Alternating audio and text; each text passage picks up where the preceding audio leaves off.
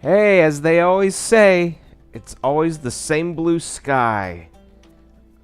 I don't know where they say that, or if they actually say it. But I'm going to continue my journey from February 23rd. I don't know when this is going to get posted, but at least you'll see when I started playing the game. Okay, now if you remember, we were looking for her bracelet. She took me to this place. I don't know where it is. Looks like some island in somewhere around the Mediterranean or something. We'll see. We searched as thoroughly we searched as thoroughly as we could, but to no avail. Kira was disappointed, but seemed a little cheerier. I was happy to have contributed.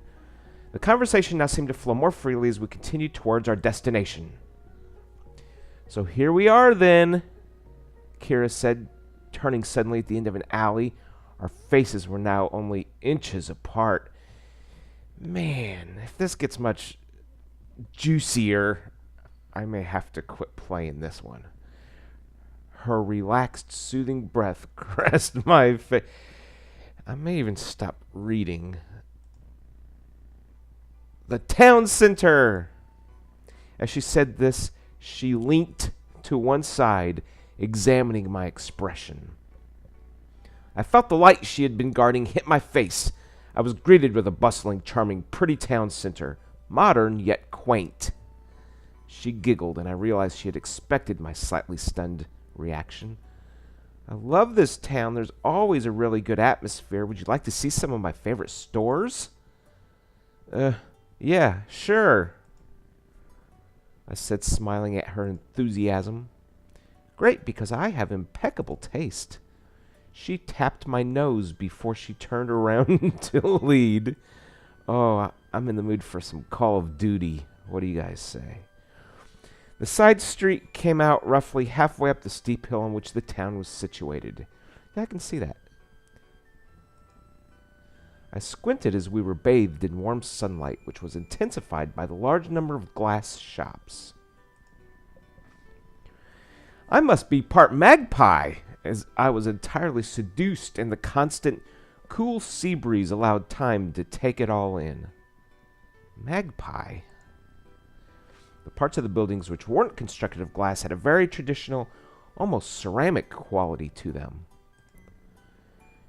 Kira's pace had mellowed quite drastically from the one I had become accustomed to, which only served to exacerbate the relaxing air the town already secreted. We casually meandered, with Kira stopping and explaining what she liked one quirky shop after the next.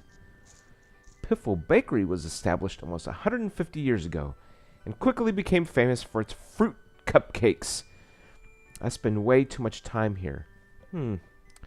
Yeah, fruitcake has come to mind a couple of times while playing this.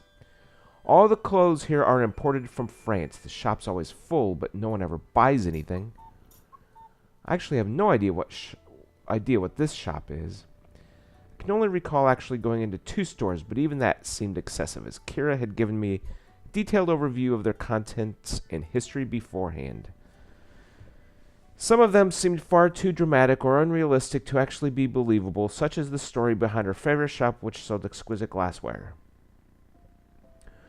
Apparently, the shopkeeper's husband had gone out to sea during a ferocious storm one night and never returned. Every evening, the widow took a gas lamp to the shore, faithfully waiting her husband's return, but always left disappointed, until exactly 3 months after his disappearance, when an exquisite golden glass starfish washed up by her feet. She took this as a message from her husband and as an inspiration to learn the craft. She opened a humble store, hoping that he would one day hear tell of it and return to her. I guess it's just a happy coincidence that she seemed to be doing pretty well out of here. Quite a few people, which was getting tired of reading. Even though the sun was beginning to set, the shop still sparkled wildly.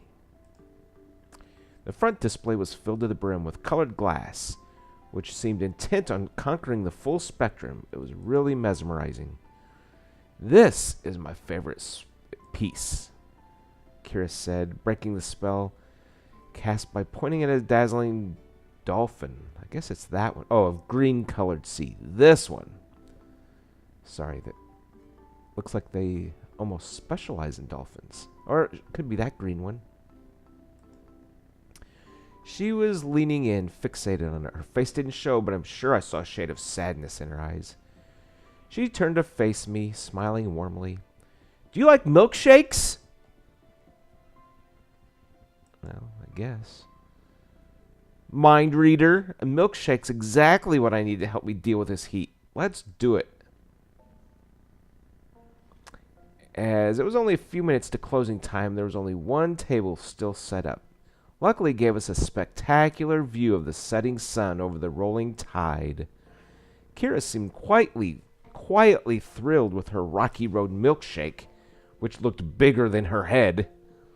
Well, not really, but she dived in pretty much as soon as we sat down and drank the whole thing in around 30 seconds. I had started to compete with her after she'd taken a couple of glugs, but it didn't go very well as brain freeze quickly set in. Now, I do get brain freeze pretty quickly when I'm drinking slushes or eating ice cream or anything cold. You'll need more practice, I'm afraid. I try and come here most days if I can. It seems to make the school days pass quicker. There's a tip that if you get a brain freeze, rub your tongue along the soft palate at the back of your the roof of your mouth, like right where the roof of your mouth meets your throat. You rub that, and it kind of massages and warms it up. I heard that's what gets cold and causes the pain, the headache. So if you warm it back up, that gets it back normal. And it seems to work. Here, I saved you a bit. I still had a brain freeze. Well, rub your tongue and do what I just said. But I soldiered through as not to lose face. Oh, yeah. Really good, isn't it? Ooh, an achievement. Taste the rainbow. I could sit here all day watching the sea. A lot of people would find that mundane, moon mud. But they wouldn't if they focused on the right things. She blinked as a breeze caught her hair. It whistled slightly as it traveled through the discordant buildings and past us. Her eyes followed it and lingered in the direction it left. Without turning back, she said in a half-whispered tone, I should go. She leant over, kissed me on the cheek, and left. Her hair swayed as she disappeared into the distance. Whoosh. I decided to go back into town as I'd seen something that caught my eye. I'd been moved around my whole life, barely spending more than a few months in one school.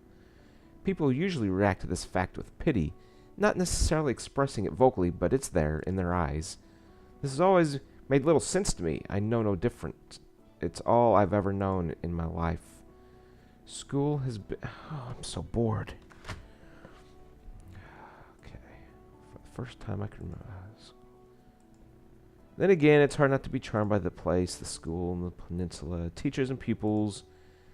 Okay, I'd been attending school for a few work... Is this her talking, I guess? I thought she disappeared. Or is this me? Just night as planned, we went crab fishing. What? We sat at the end of the harbor. We talked. She always looked away. Kira had been acting weird all day. She was usually so cheerful. Today she seemed absent. All right, and that's going to finish up this episode. Oh my gosh. Okay, let's see. Let's go ahead and save. We'll save it in this, just in case I ever want to replay what we just did. There we go. As you can see, it's 5 days later. And so now I've got the option. I can go back and replay the action of drinking a milkshake, or I can start fresh from here next time. Given there is a next time, that's it. Journey on. And remember, the sky's always bluer than the sea.